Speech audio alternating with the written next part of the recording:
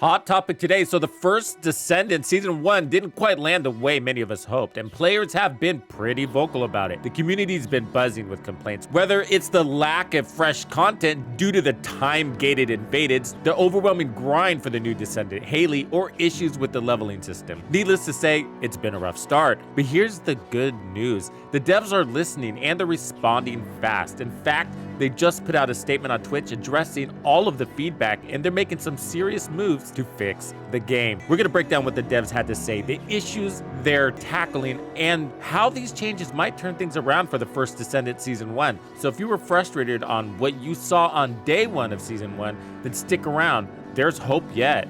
Let's dive in.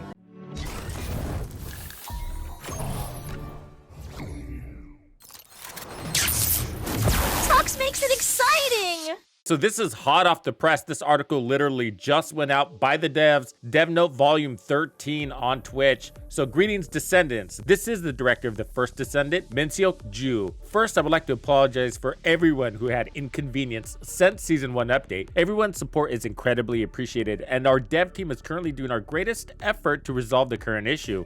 Throughout this dev note, we would like to share some countermeasures regarding the invasion dungeon and Hailey's farming difficulty issue. So right off the bat, they're hitting the nail on the head. The two biggest issues that the community has been discussing all day, whether it's in the comments feed or in live stream chat, we've been hearing it over and over again. The invasion dungeons are not hitting home. Let's continue here. So modification in invasion dungeon and inversion reinforcement. So inversion reinforcement, if you don't know yet, is basically the leveling system for your descendants to give them more powers throughout the season and would reset at the end of the season. So they're reducing the difficulty of the puzzle mechanics. This is related to the invasion dungeons. Increase the number of spawned monsters, buff inversion reinforcement, and delete penalty. All contents will be updated in next week's 1.11 update. I don't know if this is reading right, if this is a translation issue, and I hate saying that again because it is a thing, but reduce the difficulty of puzzle mechanics. That makes sense because they were challenging, but increase the number of spawned monsters. I wonder if they mean decrease there. I'm not exactly sure, but I didn't feel like there needed to be more monsters. Some people were saying that the enemies felt buffed. So I'm not quite sure what that's saying there. Whether that's a bad translation or not, I think the devs get the point here, and you're going to see throughout this article. They're going to make this thing easier. But the inversion reinforcement is supposed to be a buff, but they're deleting any penalties related within. So let me give you a visual here. On this one, for example, I chose shield particle augmentation. So it's the second one on Hunt. So when defeating an enemy, I'm going to get shield particle augmentation, which is great for my shields. I get plus 3.3%, and of course that's gonna scale upwards as I progress this system. But notice the defense is a negative, so my defense is gonna go down by almost 1% there for 30 seconds. And it's sort of like, why? Why would there be a downside to it? Why not it all be an upside? I'm not going to go into this too much right now because this is a whole separate subject we could build on, but the whole point of the system is to increase our power, but it's controlled, so it's going to reset with the season. So the big worry about possible power creep, if there is such a thing in this game, is not really going to be there. And if it is there, it's only going to be there for a short amount of time because it takes time to level this up. So by the time you get this fully leveled up, you're not going to have it for that long anyways, and then it's going to reset, right?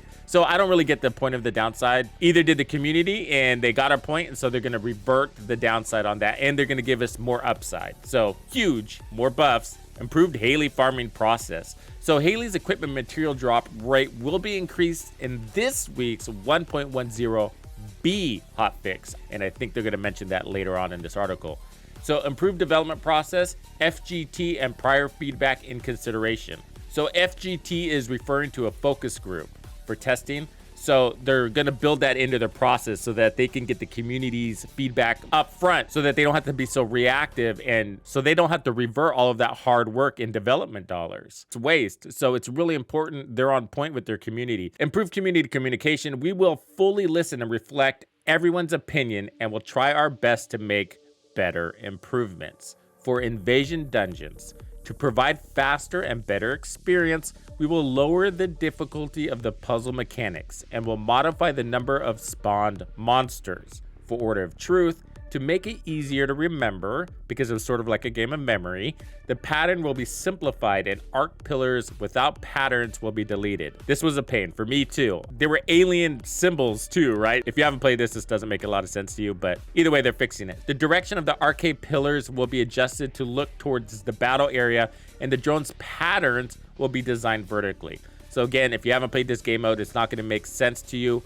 But basically, there were these pillars. You had to reveal the symbols underneath these things covering it, which they call tumors. That would tell you which drone you had to interact with, but the drones had the symbols in wacky orders. So you had to determine what was the right order. This is all under the pressure of time, and it was very frustrating when you got it wrong. Also, to make the gameplay experience better, tumors that cover the pattern, ones that block the door, will be easier to destroy. Yeah, those were really annoying. They were basically these eyeballs that I had to shoot, and I never really quite figured them out. I got through it, but I was wondering if there was a better way to do it. Also, tumors that were once destroyed will not be regenerated. That's awesome.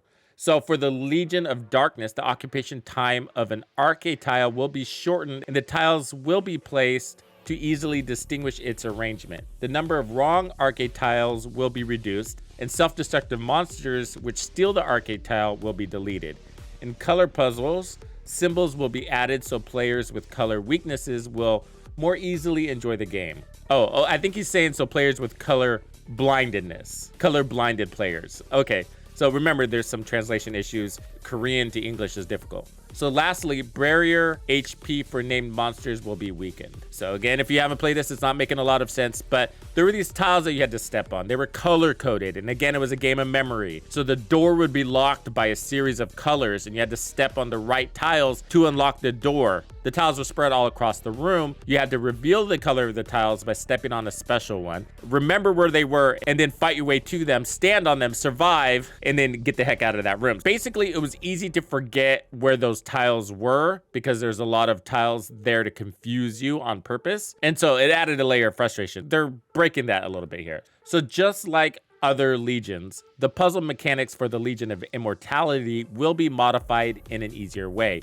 As the invasion event for Legion of Immortality starts today, based on today's feedback, we will find more specific countermeasures. So I think what they're saying is that they don't have any feedback on this because nobody's played it yet. So they're waiting to get some feedback. Also, inversion reinforcement will also be improved. So this is this buff system he's talking about. Okay, to let everyone enjoy the inversion reinforcement system, we are planning to buff most of the effects and will delete the penalty. All right, as mentioned above, modification in difficulty for invasion dungeons and inversion reinforcement will be fixed next Thursday on 1.11 update. At the time of doing this video, it's Friday, August 30th at 4 a.m. That's right, very early Pacific Standard Time. So in less than 1 week, they're gonna patch all of this. After that, we are planning to add matchmaking systems. Listen to this, whoa. So users can play the invasion dungeon on multiplayer mode. That's a big deal. Now, this is crazy, guys. I gotta pause here for a moment and say this is crazy because all of these issues we've been discussing throughout the day, I mean, like every single one of them, they are addressing every issue that anybody ever complained to me about today. It's like they were hanging out in the comment section today. This is crazy. It's like they were hanging out in the chat feed. This is exactly what everybody was complaining about. This means that the concerns were global and consistent. So great news that they're addressing it directly. So I definitely didn't mind doing it solo, but for longevity, for more content in the game, yeah, you're gonna want that as multiplayer mode, and you're gonna want it to scale a little bit by adding some players. We'll see how that goes. Also, the drop rate for Hailey's equipment materials, so this was big. Before we go into their fix, because you know they're gonna adjust it. Based on my results, I got like 8 parts out of a possible like 140 or something like that. From my calculations, it would take about 18 days to unlock Hailey. It's kind of crazy because she's part of the new content, right? And so we don't get the new content for 18 days. We got to grind to get the new content. And so that's sort of a problem, right? New content comes in the form of missions, and that's a lot of what this invaded stuff is, but also in the form of builds. And Hailey is a build. So both of these things are gated by time. So you play these invasion missions and you spend a couple hours playing that, and then you're like, now what, right? Like, where's season 1? You know, I tasted a percentage of it, and every day I get a little bit more of it, and that's the problem. So they're addressing that. 18 days to get Hailey. So yeah, you can farm for Hailey outside of the invaded missions that are time gated, but it took me 8 runs to get 1 part. Remember, there's like 140 of these pieces or something like that. So 8 runs, that was 40 minutes to get 1 part. As far as time and grind, yeah, it's basically easier to get a pattern. It's not exactly tit for tat, but the point is super grindy. I agree. That was a community feedback. It was crazy. Anyways, I did a whole video on how to unlock Hailey, so the video will still apply. It's just now going to be a lot faster than what I covered in the wrap-up section of that video. So if you haven't seen that video, please check it out here. I will link it also below. Let's do this! The drop rate for Hailey's equipment material: enhanced cells, DNA stabilizer, spiral catalyst, and data chip. So those 4 pieces. In invasion and infiltration operations will be increased. Our dev team wanted everyone, including our users who only have limited time, to finish Hailey in 12 days on average. Also, we wanted to better support users who can invest a lot of time to make Hailey faster through the infiltration operation. However, to accommodate users' opinion that Hailey's farming takes too long, it does, we are planning to increase the drop rate for Hailey's equipment material, which will make around 2 times faster to make Hailey. It's still not perfect. I feel like those who want to grind day in and day out to get Hailey as fast as possible should be able to do that. I think maybe they should just drop the whole time gate thing altogether. Maybe they will, maybe they won't. Either way, we're moving in the right direction. So the drop rate for Hailey's equipment material will be updated this Saturday, so that's tomorrow, to hotfix 1.10b. Furthermore, we will improve our development process to meet the expectations of our players in future updates. We are considering having a focus group testing after development is completed, or inviting players to gather feedback before the update is released and incorporating that feedback into the final release. So he closes up with, our dev team has been listening to various opinions about the first major update from the community, and I gotta say, for them, that probably felt like a punch in the gut. But he says, we will continue to respond quickly to issues, communicate improvement directions transparently, and do our best to ensure that Descendants can enjoy the First Descendant for a long time. Thank you. I know a lot of you were upset, but hopefully this helps push things in the right direction. All right, so let's get into some real talk. Let's do this! There's no doubt that focus groups are helpful. I've seen them in other games, and fortunately, I haven't seen much result come out of them in the past. It's just really important that the developers have their fingers on the community's pulse, that they understand them, that they're listening. So they're on the right track. But what the developers need to do, besides a focus group, is they just need to get ahead of the community, understand them, develop for them. And so right now, they're just kind of in that weird place where they're learning what the community likes and what the community doesn't like. But they're very malleable, and I gotta respect them for that. And I'm not a dev boy. I'm never really gonna be one. I really like to be with the community and where the community is and represent them. But I gotta say, it is nice to see these developers react. And so all day I've been saying this, you know, with the negative feedback. It's like, yeah, I hear everybody, but you know, I see what the devs are doing, and I see how they respond to the community. I'm not worried. I'm just not worried. I didn't enjoy the grind time it took for Hailey. I didn't, but I knew they were gonna come back. You guys were there, you guys heard me say it. And so the point of me saying that is that I had confidence in the developers. I haven't had that with a lot of games, especially in this live service looter shooter world. Crazy, this is crazy fast. You have to remember, this is a new game. So there were mistakes made. I think that a lot of this stuff should have been hammered out during that technical testing. So what kind of feedback did they gather then? Apparently not very good feedback, because we're still dealing with that stuff in, well, what is now season 1. And that sort of took the luster out of this season 1. Not necessarily great for a season 1 of a brand new game. I think what the developers are gonna have to do now to make up for this lack of excitement, or this dip in excitement, right? And they're patching that up, great, but that wasn't a good start. So they need to reinvigorate that energy.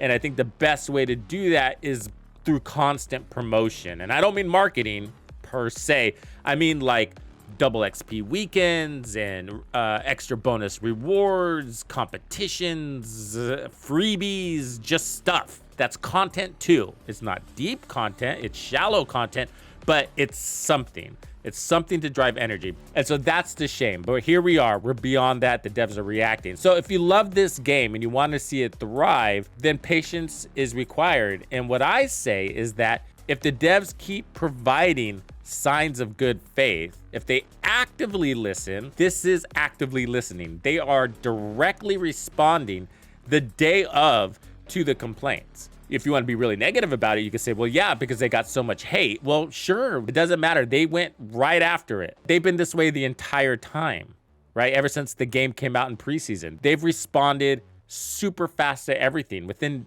hours to days. And they've acted upon it just as fast. So as long as the developers maintain this player-centric approach, then I would encourage you to hang with them. I think this game has legs. It's not perfect. It's not a 10. Maybe it never will be. There's a lot of good bones here, and a lot can be fleshed out over time to keep this game rocking and rolling for many, many years. But I just wanted to release this news to hopefully address some of your concerns out there. Please let me know if this helps a little bit. But if you feel like there's something they missed, then drop that comment in here too. And hopefully the devs, well, they just might be listening. Thank you for hanging out with me. My name is Tuxedo Bandido. That's Tito Bandido. One and only. And this was another episode of The First Descendant. If you found this video helpful, subscribe, like, and turn on notifications to ensure you don't miss out on the fantastic experiences waiting for you in The First Descendant. And if you like videos like this, check out the one I have recommended for you right here. If you have anything you want to see covered, be sure to let me know in the comments below. And thank you to all the channel members and donors who make everything possible. Tux Nation wouldn't be without you. When you buy or download anything for The First Descendant, be sure to use Tux's creator code to support the channel. Easy peasy.